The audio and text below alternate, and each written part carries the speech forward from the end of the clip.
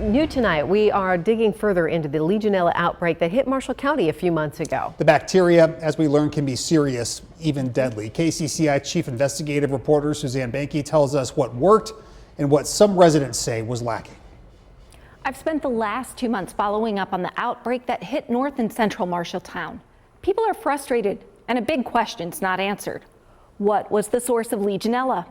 In late August, a doctor in Marshalltown saw back-to-back patients with a respiratory illness. The doctor suspected it was more than a sinus infection. This clinician saw a Legionella case and then saw another Legionella case the next day. A call went to the Marshall County Health Director, then to state health officials. On September 4th, the State Department of Health and Human Services declared an outbreak. So we've found 74 cases total of Legionellosis, 36 hospitalizations, and 2 deaths. And the most recently reported case was on September 25th. That outbreak officially ended October 23rd, says state epidemiologist Dr. Matthew Donahue. It's the biggest outbreak in state history. Once we started looking at where everybody lived, that's where this pattern emerged. Health officials hunted for a cause. All of our cases were from a really, really tight radius in northern central Marshalltown. That's when the theory about cooling towers really became prominent. While Donahue and county health officials investigated and followed up on cases in that zone, Mayor Joel Greer heard from worried residents. The biggest challenge was to try to figure out where it started, what was causing it, how you protect yourself from it. But people were wearing masks all of a sudden again. Legionella spreads through contaminated water droplets. KCCI Investigates spoke with several Legionella victims. They want to know where they got the bug. Barbara Peters lives outside State Center. I have no clue. I went to Marshalltown. I go for business.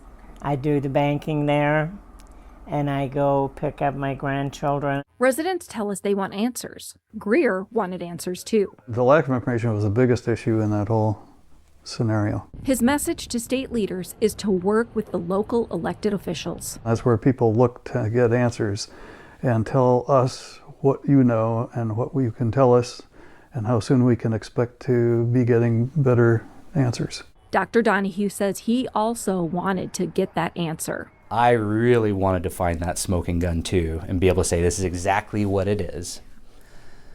All evidence points toward it being cooling towers. 10 of 12 cooling towers, which regulate temperatures in buildings, went through a shock or a process to kill any bacteria.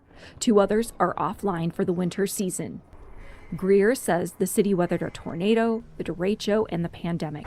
He feels the city staff and leaders could have assisted. It was frustrating because we have people that are good at that. When we had a tornado, our city staff was phenomenal. When we had the derecho, they were even better because they were trained to know what to do. Caitlin Proctor, an expert in microorganisms in water systems, says Legionella is wily. Only about 50% of the sources of outbreaks are actually identified in the end. It seems right to me, in part because there's so many moving factors. KCCI Investigates sought records about the cost of the outbreak in the cooling towers. County officials say they are working on that records request still. All right, that was Suzanne Banky reporting. KCCI has been digging into what Iowans, so you at home, need to know about cooling towers since they were first identified as a potential source of that outbreak. In September, Des Moines-based Clean Air Enviro Services told us how they test for Legionella in cooling towers and how important regular cleaning is to keep people safe. You can find that story right now on our website and mobile app.